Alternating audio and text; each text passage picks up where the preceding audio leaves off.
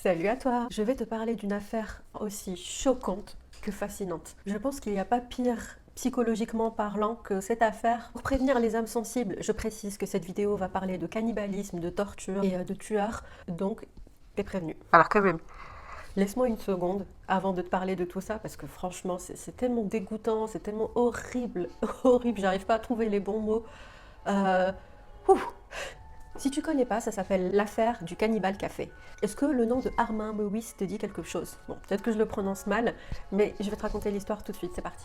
Armin est né en 1961 et il est d'origine allemande. Il est informaticien et comme la plupart des personnes qui finissent par tuer, il a eu une enfance un peu difficile, son père l'a abandonné quand il était petit et sa mère était très sévère avec lui. Il vivait donc avec sa mère dans un énorme manoir que tous les deux pendant des années et des années. Et pendant ces années-là, Armin s'est découvert une passion pour des choses assez terribles. Mais avant ça, il a découvert son côté homosexuel. Pour les faits terribles qu'il a découvert par la suite, c'est une certaine attraction pour le cannibalisme, la torture et le sadomasochisme. Quand sa mère est morte en 1999, il en a profité pour bâtir tout ce qu'il veut, les salles de torture, tout ce qu'il adore lui-même faire dans une énorme pièce dans le manoir. Et c'est en 2001 qu'il commet l'irréparable. Un jour, cette année-là, il va sur un site qui s'appelle Cannibal Café et c'est là qu'il rencontre sa toute première victime.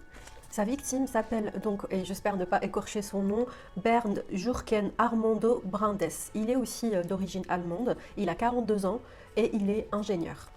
Ce qui est le plus terrifiant et assez angoissant dans cette histoire, c'est que donc en allant sur ce site Cannibal Café, Armin a publié une annonce demandant à une victime consentante, je dis bien consentante, pour être mangée, à prendre dans le sens propre, parce que comme il avait une attirance pour le cannibalisme, il voulait absolument une victime consentante et qui répondrait oui à son annonce et qu'il rencontrera. Et c'est là que sa victime, donc Bernd Jürgen Armando Brandes, a dit oui. Ce n'était pas un coup de folie, ça s'est réellement réalisé, les deux personnes se sont bel et bien rencontrées dans le domicile de Armin et c'est là que les choses terribles ont commencé.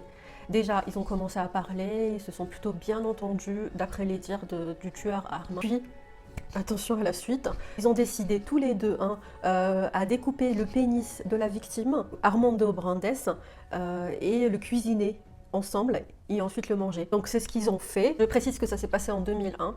Donc suite à cette fameuse cuisine de pénis mangés ensemble, le plus triste arriva, bon c'est déjà assez très triste et traumatisant comme ça, le plus triste arriva derrière, c'est que tout simplement Armin a commencé à donc tuer sa victime à coups de couteau dans la gorge, jusqu'à ce qu'il soit mort, et ensuite il a effectué des actes de cannibalisme sur lui, en filmant le tout avec une vidéo de 9 heures. Il a aussi, comme la plupart des cannibales, découpé des parties des membres du corps de la victime et les a mis dans le congélateur pour pouvoir les manger plus tard. Moi personnellement, ce que j'ai vraiment envie de savoir, c'est ce qui s'est passé, je pense que toi aussi, c'est ce qui s'est passé dans la tête de la victime pour accepter ce genre d'acte, accepter, t'imagines d'être, avant d'être tué déjà, d'être découpé d'une partie intime de son corps, ça doit faire très mal, et par la suite être tué et savoir aussi à l'avance qu'il va être mangé.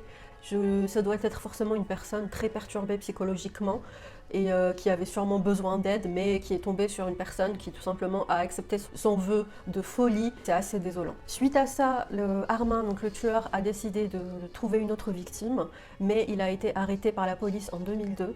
Quand il a été arrêté, il a avoué qu'il a regretté ce qu'il a fait, mais qu'il a eu une superbe relation avec sa victime. En 2004, il a été jugé pour uniquement 8 ans de prison. Ensuite, heureusement que des années plus tard, donc en 2006, le parquet a décidé que c'était pas suffisant cette peine. C'est en 2006 qu'il a été condamné à perpétuité par le grand tribunal d'instance.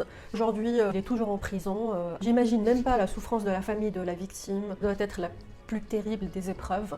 Donc tout mon soutien à la famille. Voilà, c'est tout pour cette histoire très dérangeante. Si jamais tu veux d'autres histoires comme ça, que je te les prépare et que je te les raconte en vidéo, dis-le moi ici en commentaire. Je vais aussi bientôt préparer une deuxième partie pour les tueurs en série. Donc n'hésite pas à t'abonner, ça me ferait énormément plaisir. Merci d'avoir regardé cette vidéo et je te dis à très vite. Gros bisous.